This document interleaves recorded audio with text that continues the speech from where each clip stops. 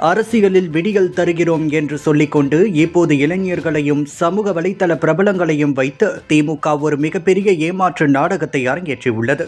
இது ஒரு புறம் இருக்க, மறுபுறம் தமிழகத்தை மீட்கப் போகிறேன் என்று சொல்லும் விஜய் அவர்களின் தனிப்பட்ட வாழ்க்கையிலும் ஒரு மிகப்பெரிய மர்மம் ஒளிந்திருக்கிறது. இந்த இரண்டு பெரிய தலைவர்களின் முகத்திரையை இன்று கிழிக்கப் போகிறோம். ஏப்ரல் 26 அன்று பிஹைண்ட்வுட்ஸ் ஏற்பாடு செய்திருந்த முதல்வர் மு.க. ஸ்டாலின் அவர்களுடனான இன்ஃப்ளூயன்சர் ஈவெண்ட் ஒரு மிகப்பெரிய செட்டப் என்பதை பிரபல யூடியூபர் நந்தா ஆதாரத்துடன் உடைத்துள்ளார். தமிழகத்தின் ஜிஎஸ்டி வளர்ச்சி, ஐடி துறை போட்டி மற்றும் இலவசங்களால் ஏற்படும் போதைப்பொருள் கலாச்சாரம் குறித்து கேட்க நந்தா குழுவினர் தயாராக இருந்தனர். ஆனால் அவர்களுக்கு கொடுக்கப்பட்டதோ மொக்கையான ஸ்கிரிப்ட் கேள்விகள். உங்களுக்கு பிடித்த உணவு எது, நீங்கள் எப்படி எவ்வளவு இளமையாக இருக்கிறீர்கள் போன்ற கேள்விகளை மட்டுமே கேட்க வேண்டும் என்று கட்டாயப்படுத்தியுள்ளன. ஒரு முதல்வருக்கு உண்மையான கேள்விகளை எதிர்கொள்ள துணிச்சல் இல்லையா? இல்லை, இளைஞர்களை முட்டாளாக்க நினைக்கின்றாரா ஸ்டாலின்?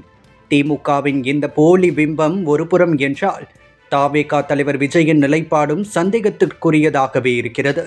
விஜய் மற்றும் அவரது மனைவி சங்கீதா இடையேயான உறவு குறித்து எத்தனையோ சர்ச்சைகள் எழுந்த நிலையில் விஜயின் தந்தை எஸ்.ஏ. சந்திரசேகர் ஒரு பேட்டியில் பேசிய போது பெரும் பரபரப்பை ஏற்படுத்தியுள்ளது.